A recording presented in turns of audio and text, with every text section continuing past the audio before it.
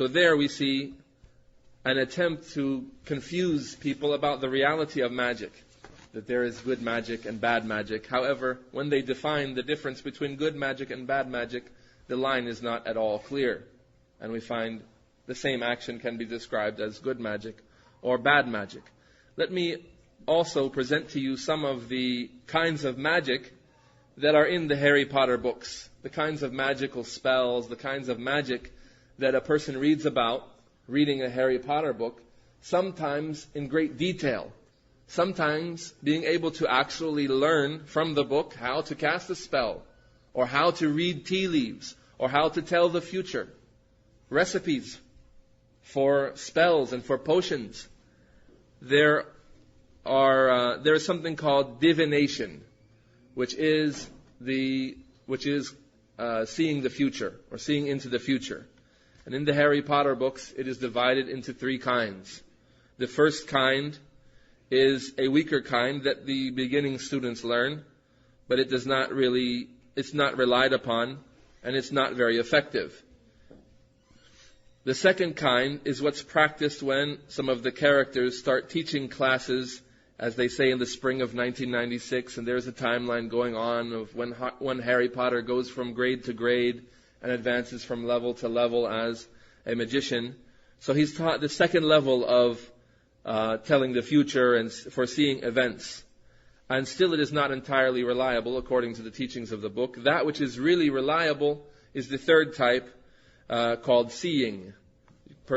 He's a seer, and his action is seeing. He can see into the future, as he claims. The seer, they say, possesses an inner eye. He does not have control over what he sees. For example, one of the teachers of Harry Potter that we mentioned, Trelawney, he made prophecies twice using this magical spell, although plenty of claims about, there are some problems, that there is some, some need for interpretation for the meanings of what he has relayed about the future. They say true seeing is very rare, but it happens a few times in each century. And they keep the records of the actual events of this kind of seeing, of this kind of fortune telling. They keep records of it in the library, in the magic school. Other techniques that they use for fortune telling, a severe form of disbelief in Islam, they use astrology. They use the trails of birds and the directions and the paths of the birds, which is from the Jahiliyyah of the Arabs as well. That they would consider the day a good day if the bird went to the right, and consider the day a bad day or a bad day to travel if the bird went off to the left. They would use playing cards, many times dipped in blood, a crystal ball, dream interpretation, fire omens, the reading of palms, and the reading of tea leaves. Each and every one being identified in the books of the scholars of Islam as actual, true ways of kuhana, of fortune telling, which is an act of disbelief. Each and every one that we have mentioned here is in fact identified in the books of the scholars of Islam as one of the ways that the magicians use to try to interpret what's happening in the future. Even it goes so far, the books go so far, and this should really bring home a reality that perhaps we may have missed about the filth of these books. A person can read, for example, in the book called Unfogging the Future, page 5 and 6, he can read actually how to interpret tea leaves, how to read tea leaves, and how to interpret the symbols and signs found in tea leaves that will tell the future. He can read in detail. An acorn means this, a cross means this, such and such of a symbol means this. He can learn 7, 8, 9 different types of symbols that he can look for in the tea leaves. And he can use them to foresee the future. And this is one of the ways that magicians request help from the jinn and from the shayateen to claim knowledge of the future. As well, astrology is used in the book, as we mentioned, by Harry Potter. It's something he begins to learn early in his journeys, early in his stages of learning magic. The study of astrology, according to the astrology used in the book, it requires a careful study of star charts, relating to the date of a person's birth. The students in Charlani's divination classes, in the fortune-telling classes, have to create complicated charts and determine which planets were where and how that all affects their lives. Based on astrological signs, the teacher suggests that Harry must have been born in the winter time.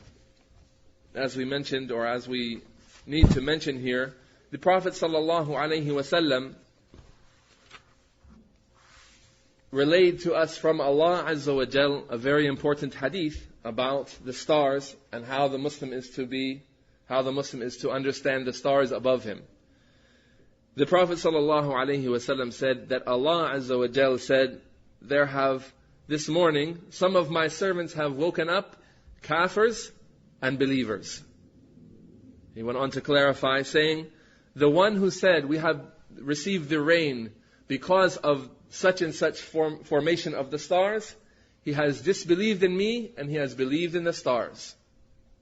And the one who says, we have received the rain because of the bounties of Allah, then he has believed in me and he has disbelieved in the stars. So Allah Azza wa Jalla is teaching us here that the formations of the stars and the heavenly bodies above us, they do not determine the rain, they do not give us provisions, they do not indicate anything other than three things mentioned by Qatada, the tabi'i, who said, خَلَقَ اللَّهُ هَذِهِ النُّجُومِ لِثَلَاثٍ. Allah Azza wa Jal has created these stars for three things. Firstly, زِينَةً لِلسَّمَاءِ, that they are a beautification and adornment for the skies. They make the skies beautiful. Secondly, they are رُجُومًا لِلشَّيَاطِينَ. They are as missiles that attack the shayateen. As you all know, before the time of the Prophet ﷺ, the jinn had all been anticipating the coming of a prophet. And they were expecting revelation to start coming down. But they did not know where the prophet would come from or when the revelation will start coming down. So they began to go up into the heavens as a consistent habit to try to get wind of the revelation before it came down. So they would have knowledge of what would come in the future before the people would get it by way of the prophet. And they would aid the magicians and the soothsayers. So at that time, when Allah Azza wa Jal was about to reveal His Qur'an and send revelation to the Prophet Muhammad sallallahu alaihi wasallam, He made the stars in the sky become missiles that attack the shayateen and knock them out of the sky, so that the revelation would come down to the Prophet sallallahu alaihi wasallam without the shayateen having access to it or learning about it before it comes down to the Prophet sallallahu alaihi wasallam. And thirdly, the first benefit that we get from the stars is that they are beautification for the sky. The second, that they are missiles against the shayateen. And the third, that they are alamat yuhtada biha, that they are signs that the people get guidance from. Exactly what does that mean? Navigation, exactly. You use the North Star, you use a different set of constellation of stars to help you in your travels to get from one place to another. Not that you seek guidance from the sky, as the Prophet ﷺ never sought guidance from the sky, from the stars, and nor did any of his companions. Rather, you use them as tools by which to tell the right direction and to tell your bearings. This hadith is collected in the Sahih of Al-Imam Al-Bukhari, or the statement of Qatada. And Qatada goes on to say, فَمَنْ تَأَوَّلَ فِيهَا غَيْرَ ذَلِكَ أَخْطَأَ وَأَضَاعَ نَصِيبَهُ وَتَكَلَّفَ مَا لَا عِلْمَ لَهُ بِهِ.